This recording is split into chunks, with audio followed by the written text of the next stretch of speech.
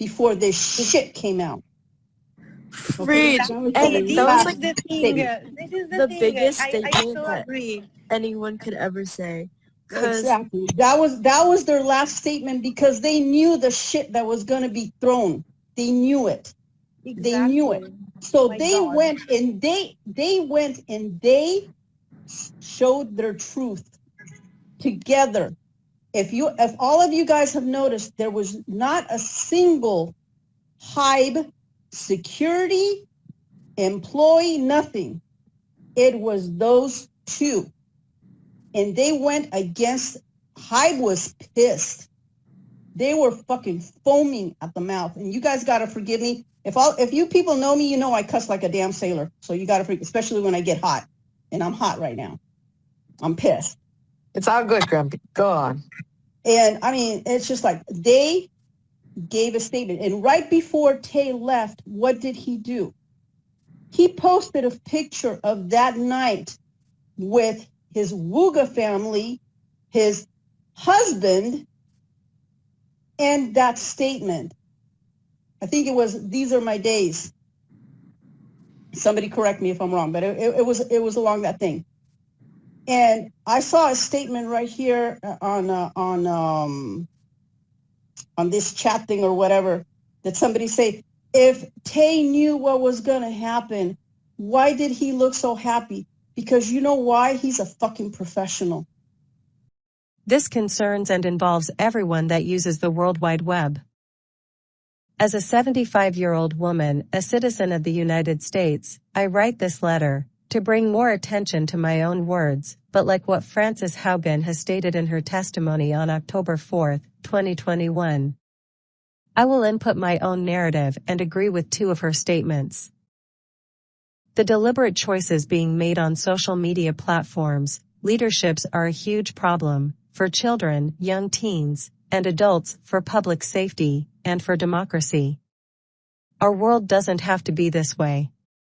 We need to do better. Each of the mentioned social media platforms has created a reporting system that makes it hard to report misinformation, copyright infringement, racist remarks, and malicious content. Our privacy is not protected 100%. For example, X, formerly known as Twitter, is not the same chat program as it was when it was owned by the former owner. Now that Elon Musk has it, it has become a chat program that allows cursing, bullying, and accepts racism. You can report all that I have mentioned, but when receiving the update letter from X, it states, after reviewing the available information, we want to know person's name you are reporting hasn't broken our safety policies. We know this isn't the answer you're looking for.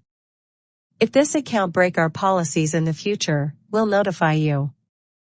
The new X has taken the free speech too far. Reddit runs its program with free speech, which includes hate, misinformation, racial epithets, and malicious content. Pinterest will host those who use their program to upload manipulations of copyrighted photos, sexualizing artists, or with fan art. YouTube will host shipping videos, which is defined by Wikipedia as phenomenon. A ship is the concept of a romantically and sexually put two artists together, whether it is heterosexual or same-sex, which causes shipping wars, and with that the death threats, violence in schools, bullying, hate, racism, etc. This is what our children around the world is learning. We must not forget the bots platforms, which is horrific when people want to use bots for multiple threats across social media sites. I can compare bots to the AR-15 or M134, with a high rate of fire of 2,000 to 6,000 rounds per minute. If we are getting rid of assault weapons, we need to get rid of bot platforms. None of these social media platforms has specific ways to report bots or reporting their misinformation. Celebrities, including K-pop groups like BTS, endure bullying, death threats, creating pornography, fan fiction, and public stalking. Unfortunately, those seeking to report such malicious tweets or comments fail to do so 95% of the time through social media platforms. We can address the companies representing K-pop artists or reach out to the management agents of celebrities, but how can we ensure the protection of children? Let me give you an example of how many fans BTS has supported them by showing the fandom census stats of a South Korean group called BTS, 7 members who HYB contracts. The BTS Army stats below are from BTS fandom, who voluntarily gave their information, which does not include 25,114,178 million fans that are on HYB's BTS Weverse. Please visit https://www.btsarmycensus.com/2022-results. It's easy to imagine the vast number of BTS Army fans and other K-pop enthusiasts who are under 18. What's harder to grasp is the sheer volume of young girls and boys active on social media platforms. Understanding the complexities of teenage behavior, where males often become aggressors and females are vulnerable targets for traffickers, is crucial. Many of these fans frequent platforms like X, formerly known as Twitter, Instagram, Facebook, WeChat, Pinterest, Reddit, etc. As a long-standing member of this community, my perspective aligns with Ms. Haugen's testimony. However, one key difference is that I've witnessed the external activities as a Facebook and Twitter member. In my experience, I've been an active member of Facebook since its inception, using a profile name instead of my real name, and I've been on Twitter for over 2 decades. Frankly, the dynamics aren't much different from working within these companies. Today, more parents are relying on technology to supervise their children, particularly those who return home from school early and are left unsupervised. Unfortunately, these children are often exposed to a different kind of education, one that teaches them how to bully, lie, manipulate, and threaten others via social media platforms. Tragically, instances of school violence often involve perpetrators who flaunt weapons or issue threats online. This trend is deeply concerning. I'm not suggesting that all adults are to blame for teaching their children negative behaviors, but rather emphasizing the need for adults to safeguard their children by utilizing monitoring tools and safety measures. Our educational systems must also prioritize teaching digital safety and the potential consequences of misusing social media platforms. Many parents remain unaware of their children's experiences with bullying on social media, and some neglect to monitor their children's online activities altogether. Children are becoming increasingly adept at deceiving their parents, mastering tactics such as comment deletion and the use of bots.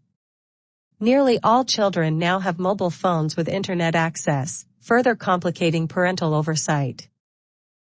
Attached at the end of this letter, you will find numerous threats documented by concerned BTS Army fans who have reported them to Big Hit Music Entertainment or various social media platforms recently.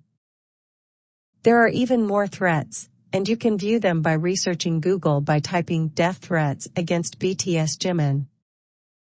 Sometimes, distinguishing genuine BTS Army fans can be challenging. Allow me to clarify, BTS is a South Korean K-pop group with strong connections to the United States. Their global impact and positive contributions to society have earned them widespread adoration. With meaningful messages embedded in their lyrics and roles as United Nations ambassadors, they have even had the honor of meeting President Biden. Our affection for these young men is akin to that for our own family members. Among the 7 members, the BTS Army often notices one member receiving the most threats, prompting concerns for their mental well-being. With over 27,000 fans in the United States alone, we sometimes ponder who will ensure BTS's safety while they are in the U.S. Despite the presence of bodyguards, our worries persist, knowing that even their protection is not foolproof. I trust you paid heed to Ms. Haugen's testimony, as she eloquently expressed much of what I intended to convey to our legislators and the media. 2 of the things she stated were this. I joined Facebook in 2019 because someone close to me was radicalized online. I felt compelled to take an active role in creating a better, less toxic Facebook. During my time at Facebook, first working as the lead product manager for civic misinformation and later on counter-espionage, I saw that Facebook repeatedly encountered conflicts between its own profits and our safety. Facebook consistently resolved those conflicts in favor of its own profits.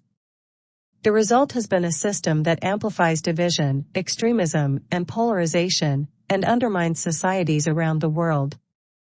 In some cases, this dangerous online talk has led to actual violence that harms and even kills people. In other cases, their profit machine is generating self-harm and self-hate, especially for vulnerable groups, like teenage girls. I agree with Ms. Haugen's testimony, but I believe it is not just Facebook, but my concerns include the social media sites I mentioned above. The last thing that Ms. Haugen states are this. They want you to believe you must choose between connecting with those you love online and your personal privacy. That in order to share fun photos of your kids with old friends, you must also be inundated with misinformation. They want you to believe that this is just part of the deal. I am here to tell you today that's not true. These problems are solvable. A safer, more enjoyable social media is possible. But if there is one thing that I hope everyone takes away from these disclosures, it is that Facebook chooses profit over safety every day, and without action, this will continue. Congress can change the rules Facebook plays by and stop the harm it is causing. I came forward, at great personal risk, because I believe we still have time to act. But we must act now.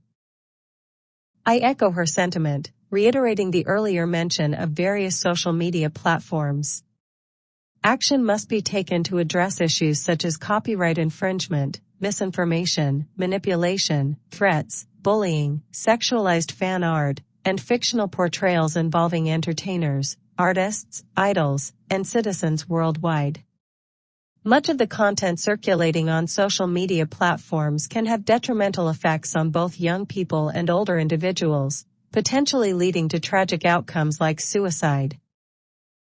The suicide rates in South Korea, ranked fourth globally at 28.6 per 100,000, and in the United States, at 16.1 per 100,000, underscore the urgency of our efforts to safeguard our youth and ourselves.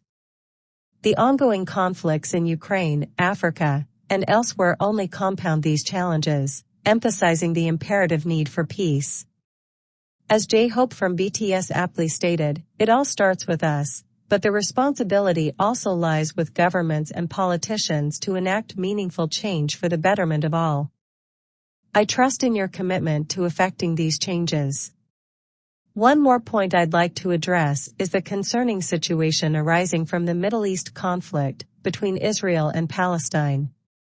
There are individuals masquerading as fans of BTS who are attempting to pressure HYB big hit music into taking a stance in favor of Palestine. They're also unjustly criticizing Scooter Braun for his visit to Israel in January of 2023. I firmly believe that these individuals are not genuine fans of BTS, but rather opportunists leveraging the DSarmy fandom to exert pressure on HYB and Big Hit. It's worth noting that South Korea has chosen not to align with either side of the Middle East conflict, advocating instead for peace, a stance I wholeheartedly support. Regrettably, X, formerly known as Twitter, is allowing these purported fans to engage in humiliating, harassing, and bullying behavior directed at HYB and Scooter Braun. Some of the reported comments are deeply troubling. Additionally, I was profoundly shocked to witness a distressing incident where a man in military attire set himself alight in front of Washington, D.C. Furthermore, is it not also appropriate for me to express my belief in democracy and my desire for peace worldwide? Thank you.